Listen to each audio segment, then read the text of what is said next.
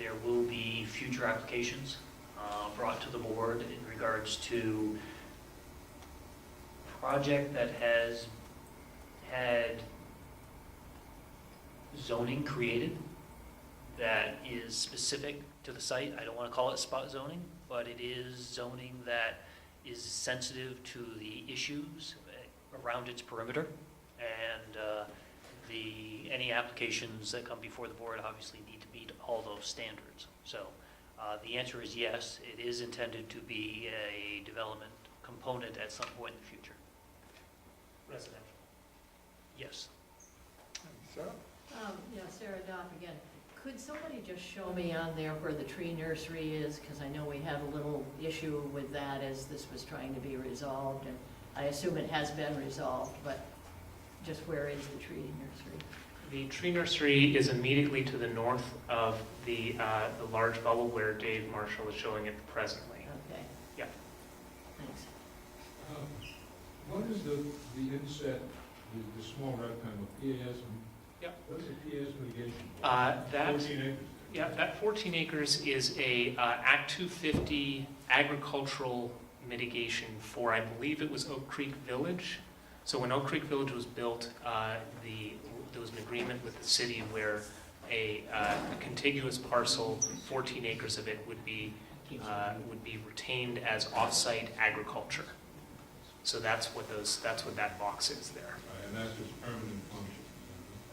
Permanent unless Act 250 were to change its permit, but yes. And is it in fact cultivated? The Act 250 requirements are that it be maintained in a potential for agriculture. So it needs to be brush hogged from time to time, essentially, right? Is that right, David?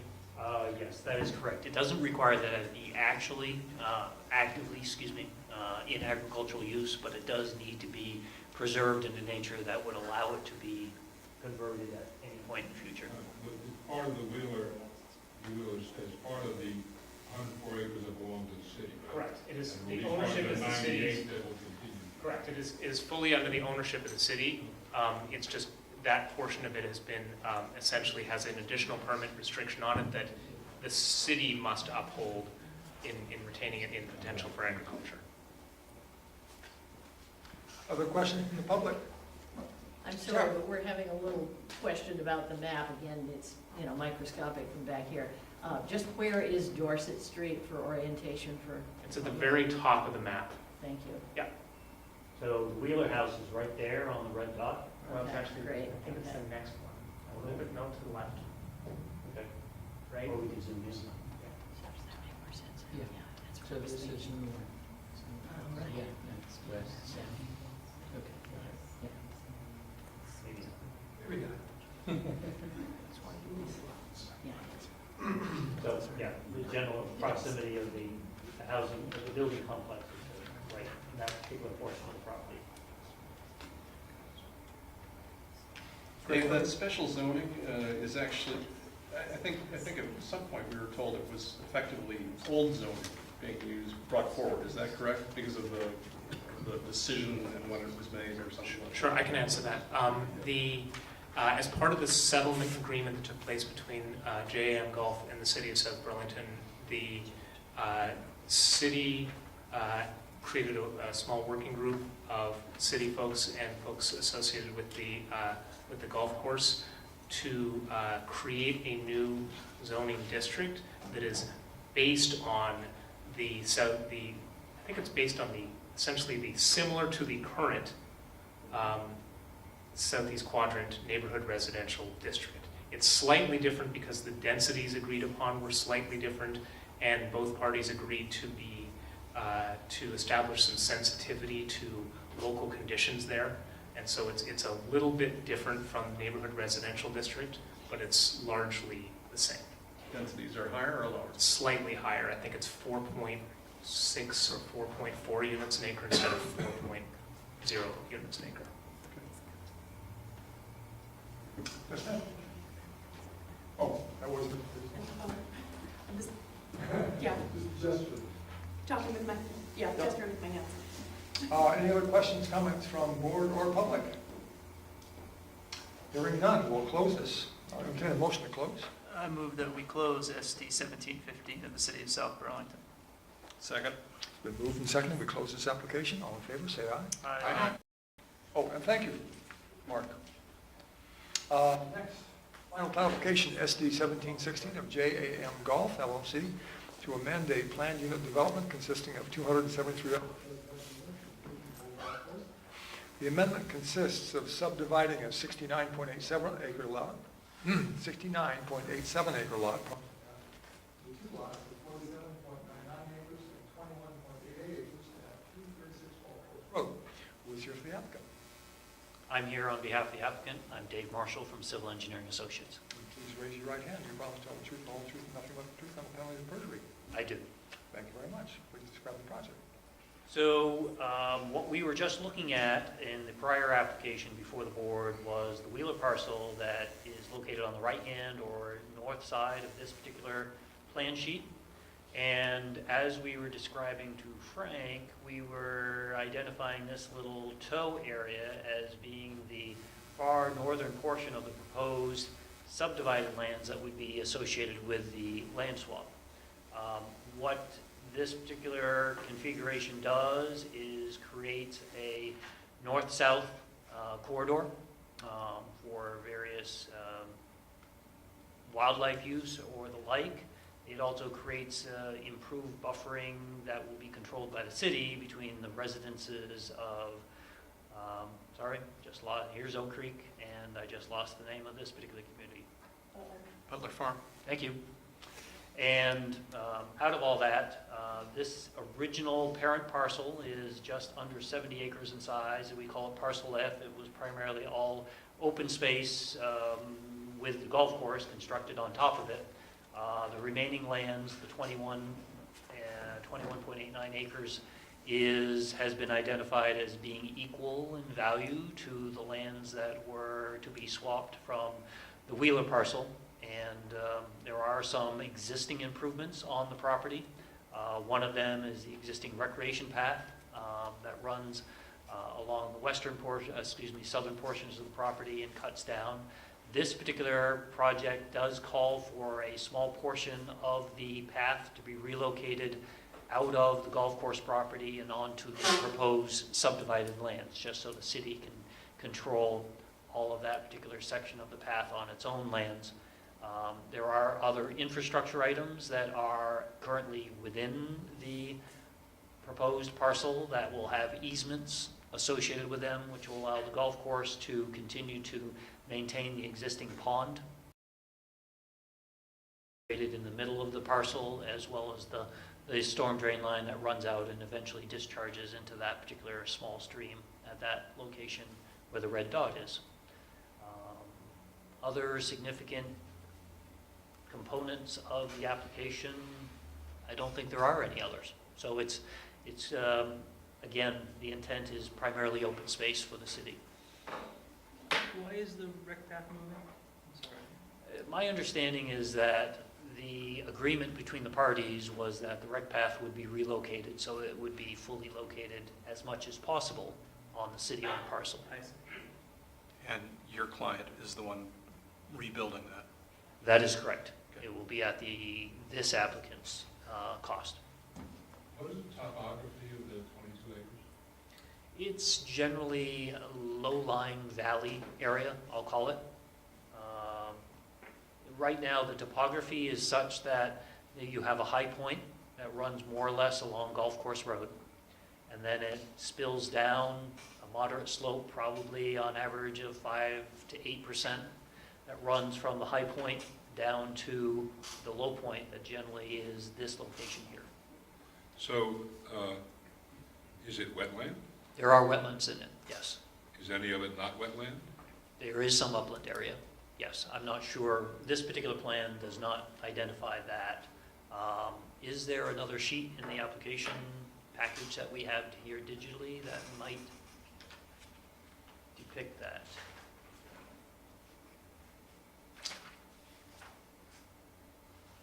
No, not in this package. So as it lies, it's kind of the drainage area for the golf course. Historically, yes. And will continue. It always has been the receiving And will area. continue to be. Yes. And its value to the city, if I can ask the city, is what? Paul Connor, Director of Planning and Zoning. The principal interest of the cities was in retaining this area as a wildlife corridor north to south. The 2003 application from the golf course that was partially approved and partially denied and then was appealed included some proposed development just immediately next to the rec path on the left side of this, right in there, as well as in the what Dave Marshall described as the tow area there. And so the part of the what was put before the voters for consideration was to, rather than to have development in those areas, to keep a larger wildlife corridor contiguous and then to swap land in exchange. Arguably, there wouldn't have been much development capability in this land. It's either class 2 or some of it's class 3. Parts would have been challenging, parts would have been upland. So, But in the end, it's worth about 3.5. The other land is worth about 3.5 times. 1 acre of this is worth. 1 acre of the other is 3.5 times the value of this land. Right? well, that's so the swap is about 3 to 1. Yeah. 3. Yeah. 3. Okay. Yeah. Right. So just, the answer is, on average, John, yes, exactly that. There was development potential, at least identified as not being wetland area down in this particular portion of the property, as well as some in here. But to go to Frank's point, a lot of this area right in through here does include what was at the time previously class 3 and now probably class 2 wetlands. So is there an actual, I'm not sure this is worth time. I mean, the voters have voted on this. It's just curiosity. Is there an actual way for, is there some pedestrian passage from the main part of the Wheeler property over to that recreation path, or is it essentially cut off by the wetland? I think certainly primitive paths would be acceptable through there, but outside, you could connect them with a boardwalk. That's an accepted use under the wetland rules. But at this point in time, my understanding is that there weren't any active plans for that connectivity. Thank you. Other questions from the board? Questions from the public? Sarah, have you heard? Yeah, just to the last point, so what was the destination for the rec path that goes in an L shape down there that's going to be jogged into the city's property? So it dead-ended in the empty space, did it? Well, And that's, it came from the neighborhood? Sorry. that's existing today. It's existing today, but it doesn't go anywhere, right? It extends out to the, there you go, that's a better one. So you have the street, it basically ties into the street system. It begins at the street and then basically moves Okay. through the property and out. Okay. So it ties the neighborhoods Goes to the top together. of Old Cross Road. Right. I'll use the road. So, I mean, Use it all the time. what you're saying is it is in fact fully accessible from Butler Farms, and people could just walk across that rec path. Oh, yes, they do Both it as it today. exists and as it will exist when the city is running it. Yeah, so the city currently operates that rec path. The only change here is to move that little segment of about 20 feet to the east so that it's not separated away from the city land at the expense of the applicant. And it's arguably the worst part of the path. Yeah. It's in really bad shape. Well, then I guess we'll get a new section. Well, and it's in really bad shape because it's really wet right there. And there's no proper stormwater movement away from the rec path. There were 2 comments back there. Yes, sir. Go ahead.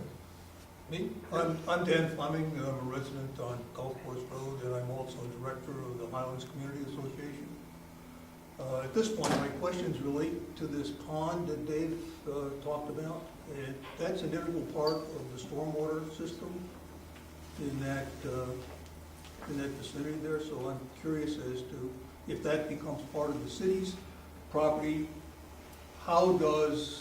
what mechanism is in place? Because I think I heard Dave say that the golf course will maintain that going forward. I assume they'll maintain it as part of the stormwater system. Is that correct? The intent is to continue to maintain it for two purposes. One is for stormwater management, because it mitigates the peak flows coming off of the residential component on Golf Course Road. It also represents the ability for the golf course to move water from that particular pond to points further west, where its main irrigation system is. Irrigation purposes. Right. And how will that be formalized, that agreement?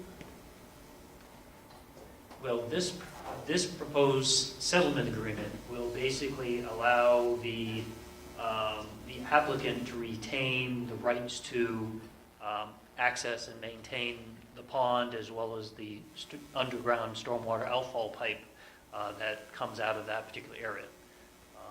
So at least the applicant has retained the ability through the legal agreements with the city to continue maintenance as they're obligated to do under today's conditions. So if I understand that correctly, then as part of the transfer of the property, there will be some part of that agreement that retains that obligation on the part of the golf course to maintain that pond as part of the stormwater system? Well, that may be putting words in my mouth as far as, again, who is exactly obligated to maintain that. But whoever the association and the developer and city ultimately agree on how to maintain that area, at least the ability for those parties to access the pond and provide maintenance is in place. And the proposed draft decision for this, which is online, speaks to this. Sorry, Joe? I said the proposed draft decision on this speaks to these easements under A8, bottom of page 4, top of page 5. And do we have that as part of our package? Yes. Yeah. The agenda. Additionally, a 20-foot storm drainage easement will remain on parcel F to serve the city of South Burlington, and a 2.4-acre easement will remain on parcel F1, which includes a stormwater pond and a stormwater drainage easement that will serve JM Golf. All right. And here's my question about that. I think you answered very carefully and precisely. So it sounds like you're retaining, or JM is retaining, an easement. My question is there an obligation that the city can enforce for that maintenance? So currently, the Vermont National Country Club project enjoys stormwater permits issued by the state of Vermont. And within those permits, it obligates the permittee to properly maintain the facilities. So what the backstory is that I'm not telling you is that the three parties that are subject to that particular permit, the homeowners association, the golf course, as well as the city who owns the roads, have been working out an agreement on how to share costs on the maintenance of these particular common facilities. Okay, you know what? This has been, as I said, it's been approved by the voters, it's been processed half to death. I'm done. In the back, you had a question? Yes. Yeah, Tim Rich, Park Road resident. Can we go back to the original, the first picture that we saw with this portion of the presentation? I have a question on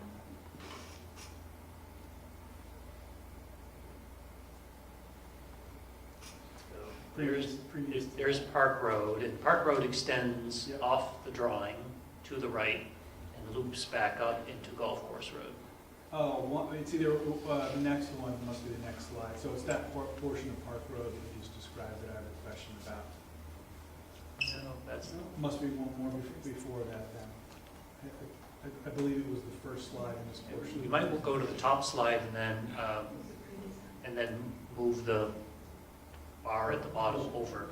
Are you talking about the Previous previous application? No, Go up No. one more, David, one more. and then slide right. There you go. Perfect. Great. There you go. So this is the loop back that I just Just right discussed. where you just were, right in the corner, right there, and now go down. What's that? Is that This- goes to the loop? What's that? Yeah. Well, that's a remnant of an original development proposal dating back to 1995. Okay. It got preliminary plat approval from the city, but it was not perfected at the final plat level. Probably shouldn't be shown on this plat because it confuses more people than it's worth. Thank you. Yes? Christina Griffin, Golf Course Road. One other question about the pond in that 22-acre parcel. Is that also the location of the pump house? Yes, there is a pump house located on that pond. And that's That would be right. services the entire, either back nine of the golf course or entire golf course, correct? Actually, it's what we call a transfer pump. What it does is when the main pond that's on the west side of the golf course, that one actually serves as the main irrigation pond. If that pond gets low, then they have the ability to basically transfer water from this particular pond with a pump up over the hill and then flow by gravity into the main pond on the west side of the project site. So it doesn't serve as the main pond, main irrigation pump today. It's more a transfer pump under emergency purposes. I don't honestly remember having discussion about this pond and stormwater management and sharing responsibilities at the time that the voters were asked to approve this component coming up in the discussion. I wasn't part of those discussions, so I'll have to plead Oh, ignorance. okay. I'm not sure that the public really did understand this. It's probably fine, but I'm not sure that they really did understand this component of it. I'm trying to recall back, it's been a few years. Yeah, I'd have to go back and look. I don't want to speak off the top of my head from 6 years ago. as Frank says, it's a done deal and all that, but at the same time, I'm not sure that the public really did get this little nuance. Thanks, Sarah. Other comments from the board or the public? Hearing none, I'll entertain a motion to close. I move that we close final plat application SD 1716 of JM Golf LLC. Second. It's been moved and seconded to close this application. All in favor, say aye. Aye. Thanks very much, David. Thank you for your time. Next up, site plan application, SP. May I ask a related question, Okay. just for my edification? My understanding is that with those closures, that this swap can proceed forward, and as a result of that, that there's likely to be a change in the master plan for the development complex that includes the golf course and residential communities around it. Can someone help me understand how that process works and where it's appropriate for public input into that process?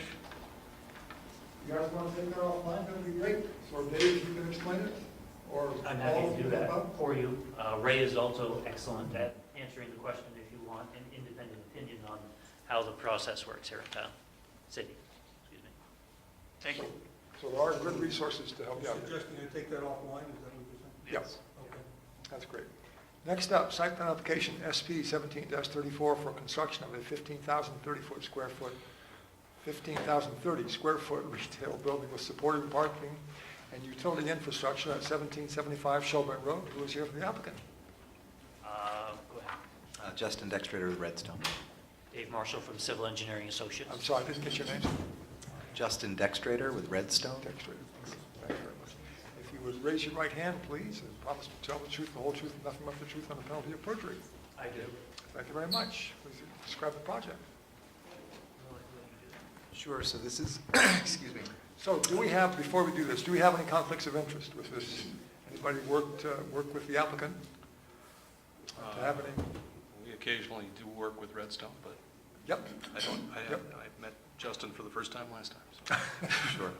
So this is a continuation of the hearing from last time. We've submitted revised site plans and building elevations addressing the board's requests. So also submitted additional information from the prospective purchaser of this site, Harbor Freight, with traffic counts from some of their existing facilities to further the discussion that we had last time. I did not see elevations in the packet. Could have been something I was missing. I don't know. Is there supplemental material? Yes, there's a supplemental file on your desktop. Yeah, Ray emailed it out, Okay. next day. Yeah. Apologies. Yep. I don't know. How do I find that on here? Apologies. So while we're following those elevations, you want to walk us through, there's a couple of yellow highlighted comments that perhaps you could talk us through, bottom of page 2.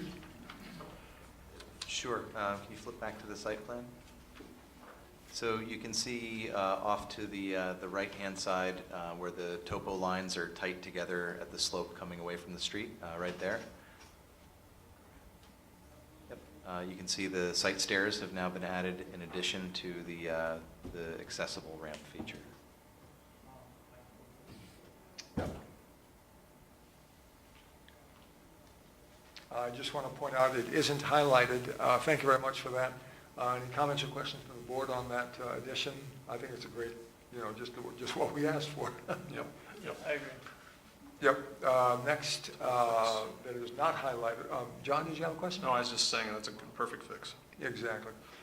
Next on number 2, there's a waiver requested, 17%. So the 63 parking spaces, the required total must be 76. So you're asking for a 17% waiver, down from 76. Do we feel as a board, I mean, I'm in favor of it. Anybody else opposed? I'm sorry, you said you are or are not? I am in favor of the waiver, yeah. Favor of the waiver. What? So this is the top of page 3 in the application. Parking is located at the side of the building, a total of 63 parking spaces, including 3 handicap, and a bike rack are available. This represents a waiver of 17% of the required total. Required total must be 76. So up to a 25% waiver is allowed. And I agree with staff and support the waiver. Just wanted to see if everybody else did. I'm fine. I Thanks, Mark. would like to understand the basis of the acquiescence in the waiver. I mean, are the other spaces not necessary? And if they're not necessary, why? Why do you conclude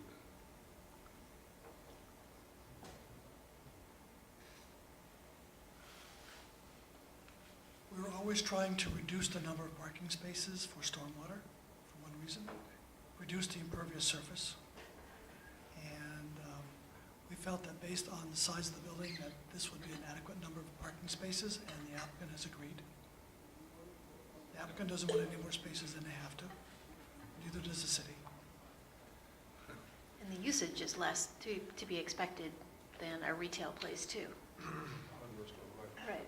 And Up to 25% is allowed, Yeah. is that? Yes, the board has the authority to grant up to 25% reduction in the parking. Right, I'm just looking for a rationale that makes sense to me. In other words, if 76 spaces are required, was it 76 that it's called for? Why? I thought we Why? talked about this last time, Justin, didn't we? Yes, originally, the site plan that was submitted to staff for their review had a few more spaces than this. So we've worked with the prospective purchaser to whittle it back to the number that they feel is adequate for their operations based on their existing operations in other locations. To go much beyond that and maximize up to a 25% waiver, they felt might be shorting them a little bit in terms of peak parking demand. So and the potential for future use changes down the road. So this was sort of as far as the prospective purchaser was willing to go in terms of seeking a waiver from the otherwise baseline standard, which the city encouraged us to do less than. I get that, but the basis of it is impermeable surface, right? From the city's perspective. Well, the main reason is to reduce the amount of impervious surface on the property. Okay, now, this is also the same project that has unspecified retail space? No, it's No. specified, it's retail, it's 100%, It's it's but- retail. Retail, but without a specific anything.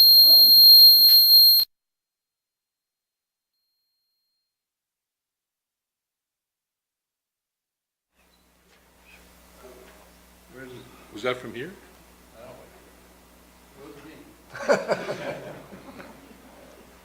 No, there is a specific, that's the Harbor Freight Company, Right. which is tools.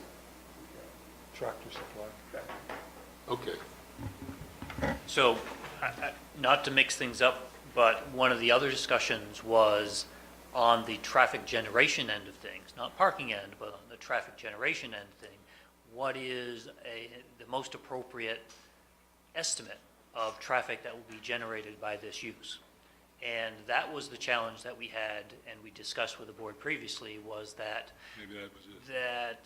that the applicant came in with one which seemed to nail the Harbor Freight to the T, but staff felt it was too small. So the applicant, subsequent to that particular discussion before the board, came back with a specific traffic study that identified how much traffic came in and out of one of their stores, and prorated that based on square footage, and ultimately came up with something that was, I'm not going to say halfway in between, but it was a better representation based on better available information on what the traffic generation value should be for this particular project.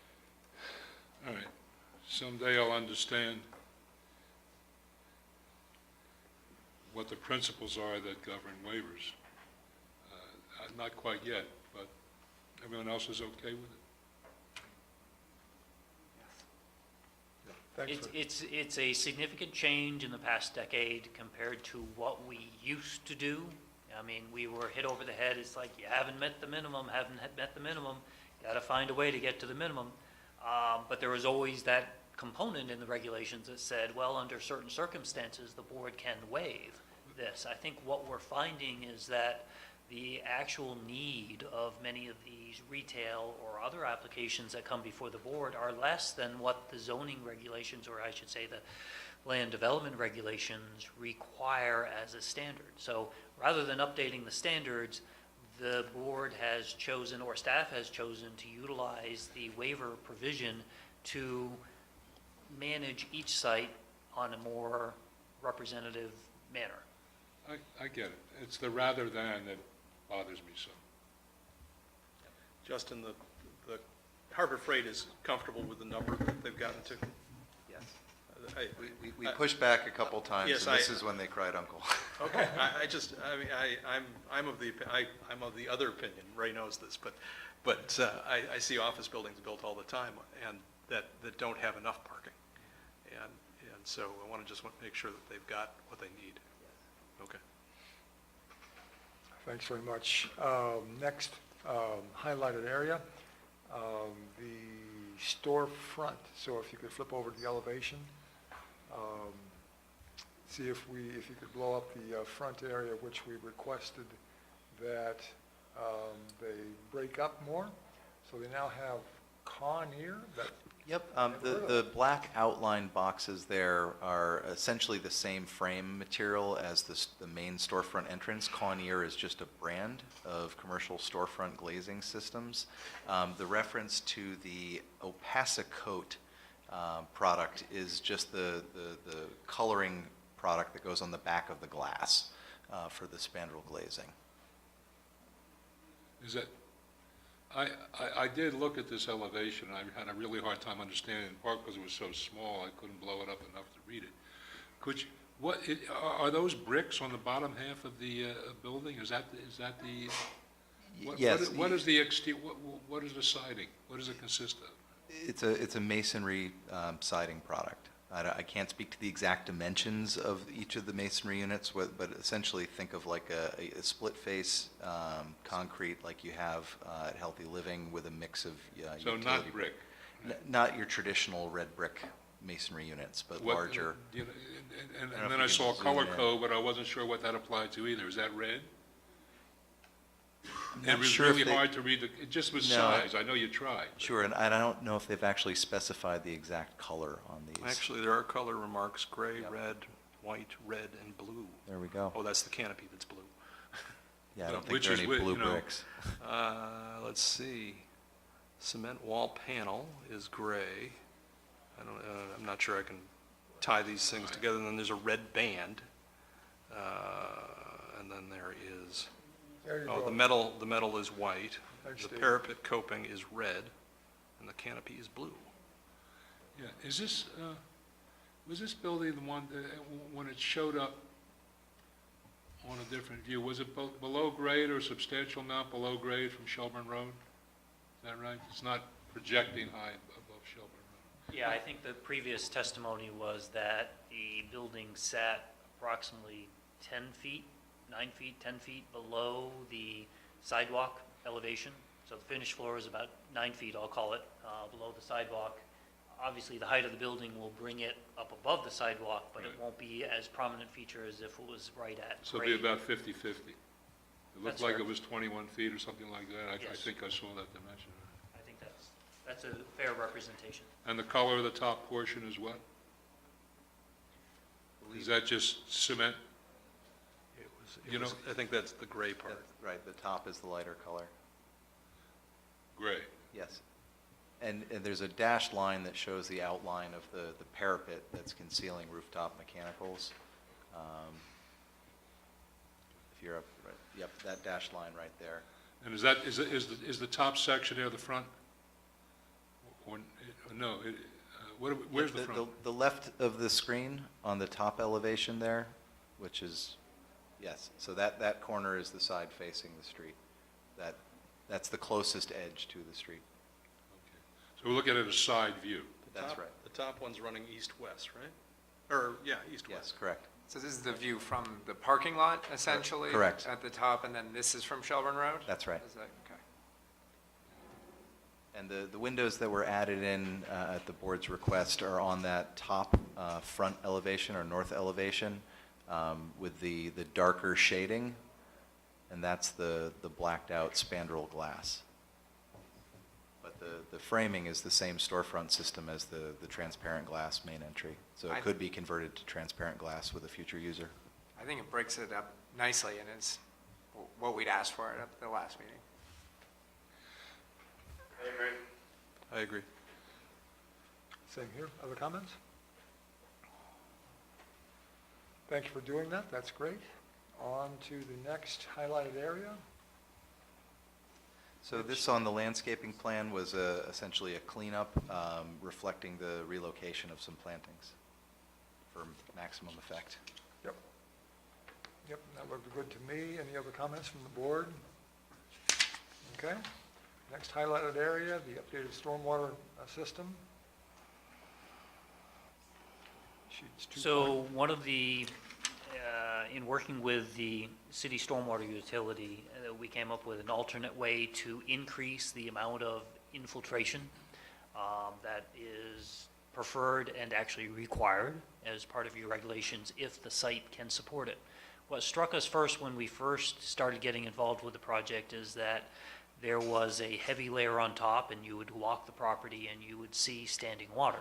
So infiltration of stormwater didn't seem to be a no-brainer at the time. However, subsequent test pitting that was done at the urging of the stormwater utility actually found a sand layer underneath that heavy cap. So what this particular application does is excavates through the heavier material to access that sandy layer for infiltration of the collected treated stormwater for infiltration on the site.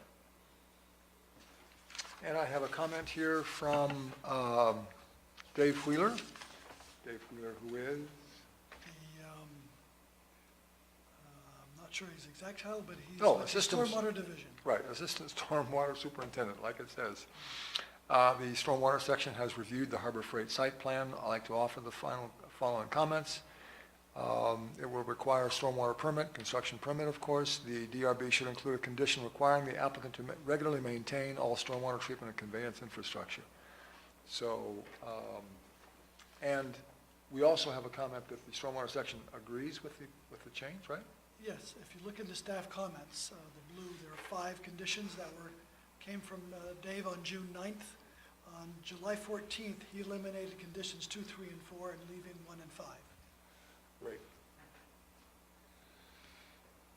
comments from the board?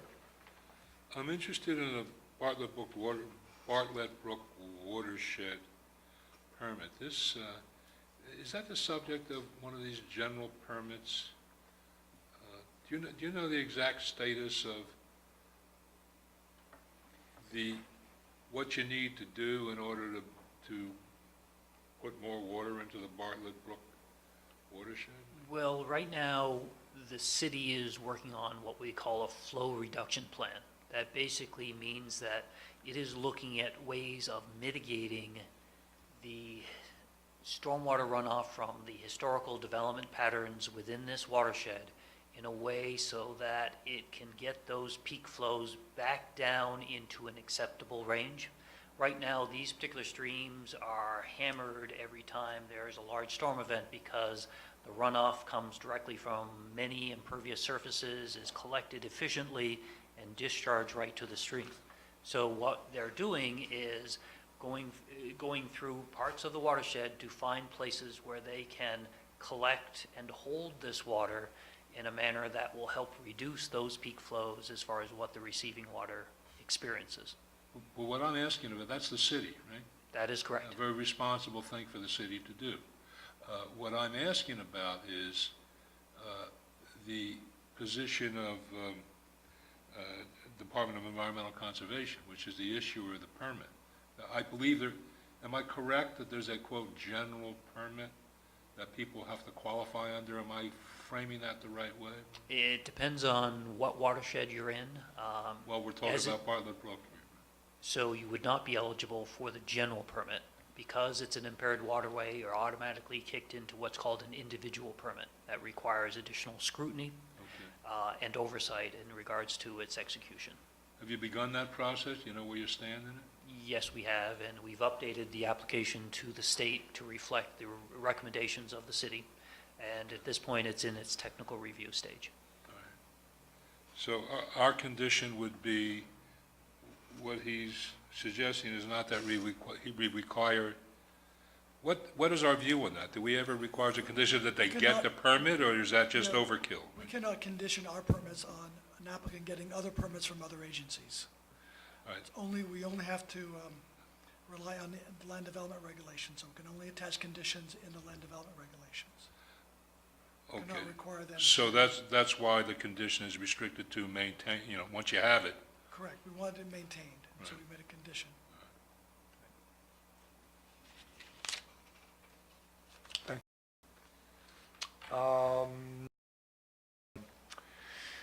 It looks like you did a study in Amsterdam, New York, got down to 38.4, rounds up, let's see, are we doing that round up? The study showed 49 PM peak hour vehicle trip ends at the store. It's larger, so you round that down based on square footage to 38.5. The staff considers the applicant's traffic numbers to represent a reasonable comparable to the proposed retail building. Looks good to me. Comments from the board?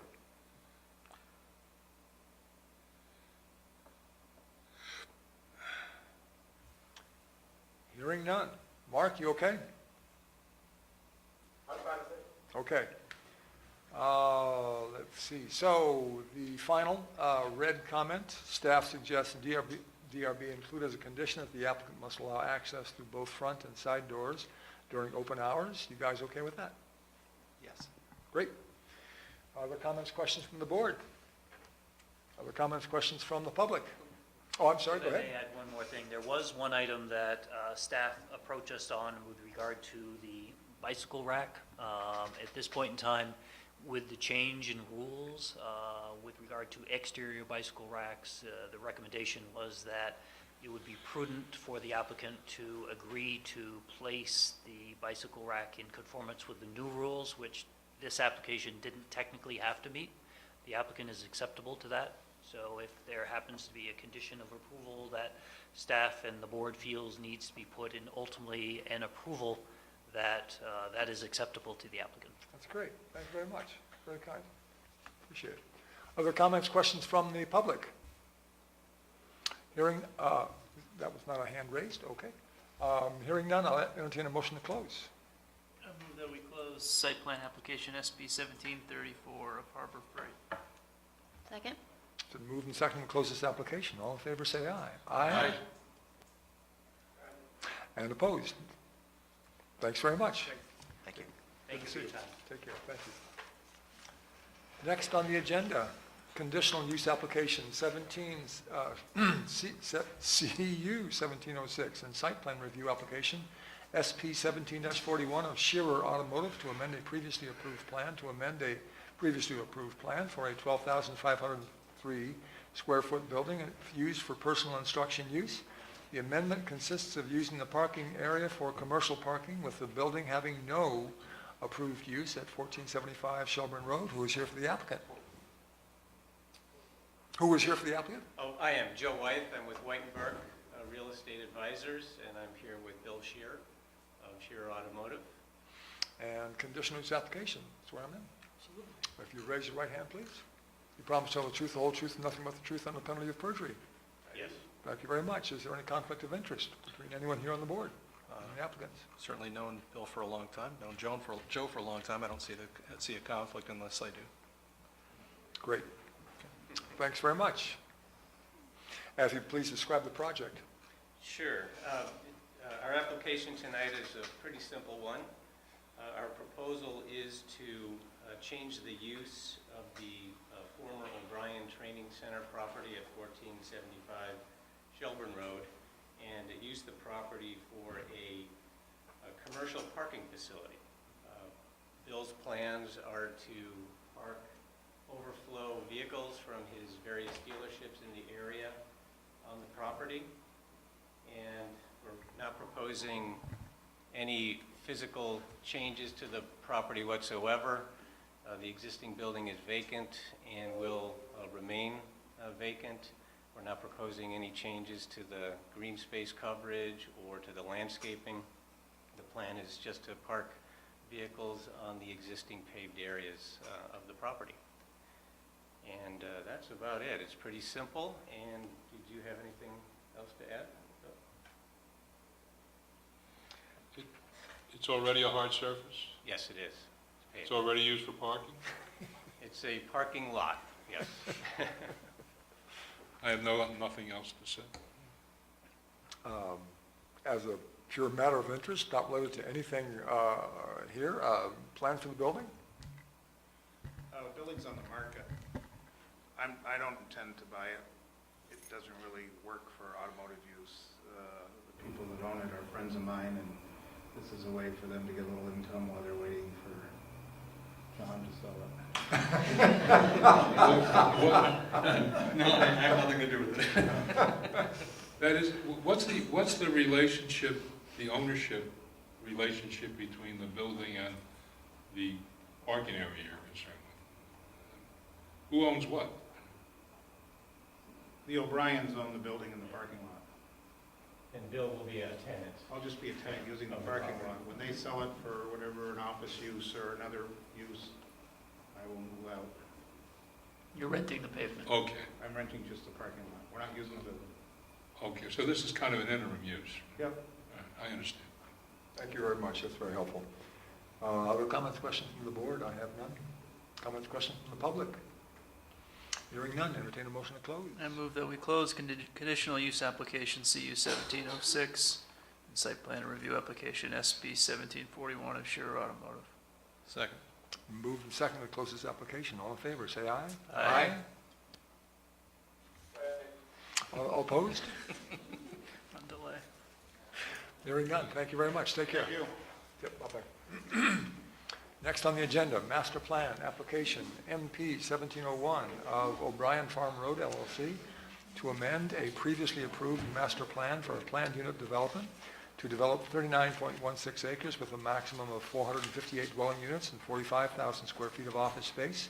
The amendment is to revise the language of the previous approval regarding pedestrian easements and clarifying language regarding future reviews where site plan review is only required. 255 Kennedy Drive. Who is here for the applicant? Evan Langfeld from O'Brien Brothers. Andrew Gill with O'Brien Brothers. And this is a master plan application, so we'll have to swear you in again. Do you promise to tell the truth and perjury? Thank you very much. Conflicts of interest. We've been through this before. We have none, right? Okay. This is just a wording thing, right? Correct. Board, you've had time to review this? Okay, any questions from the board? Go ahead, Ray. I just passed out a revised draft decision. Staff and the applicant worked till the very end of today to craft some changes to the language. You'll see it at the top of page 3. Okay, so this is the official version, the one you just passed This out? is the one that staff is suggesting, This is, that the applicant has agreed to. this is updated the one that we have in the packet that we read earlier. No, the one I just handed you out. Right, this is updated version Yes, of what we have in from, the packet. yes, Yeah, that's gotcha. the only change is a sentence or two in that top In of the the top page. paragraph. Timing for the construction of these off-road pedestrian paths will be determined at final plat level. Is the basic change? Yes.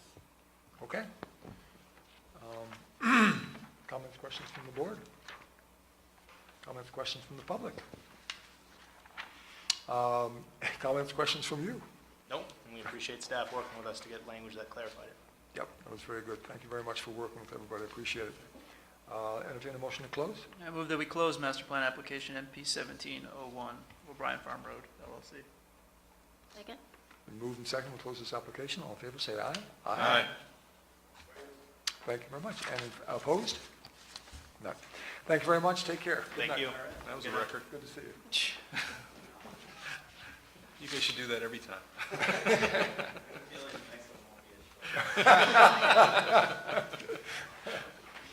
Next on the agenda has it been withdrawn? Yes, at the very end of today, it was withdrawn, both of them.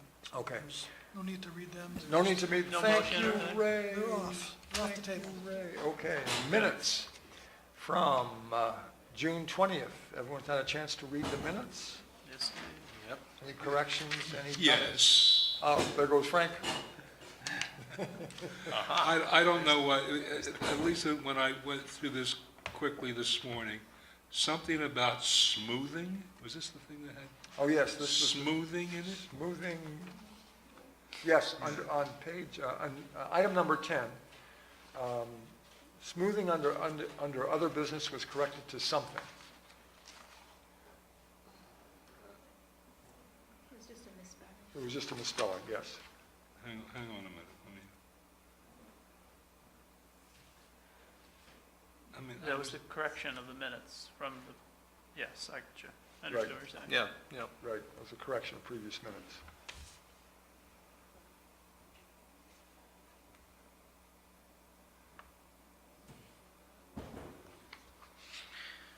oh, I see, it was the minutes of 6 June that had the Yes. peculiar. Exactly, right, Those were corrected also. yes. No need to correct the Thanks, Ray. correction. Thanks, Sue.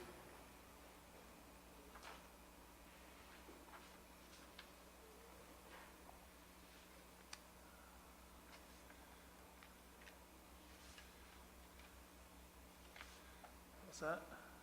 Any questions, comments on the minutes? I move that we approve the minutes from June 20th, 2017. Second? It's been moved and secondly approved the minutes. All in favor, say aye. Aye. Which minutes are we talking about? The minutes June of 20th. June 20th. Aye. Okay, and opposed? That passes. And that, let's see, are there any other comments? Other business? Hearing none, the meeting is adjourned at 8:12, 8:13. Thank you very much, take care. And we have deliberations. A couple of, several items to, So before I do these, I'll just mention the next time you come, everything's going to be different. These microphones are not going to get used. I'm going to bring the microphones, and I'm basically just going to run a cable, something's going to change over there. So what will end up happening is, the microphones will both broadcast into the room and the so it's going to be an upgrade in the microphones. So there should be a significant improvement in the audio quality. wonderful. Thank you, that's great.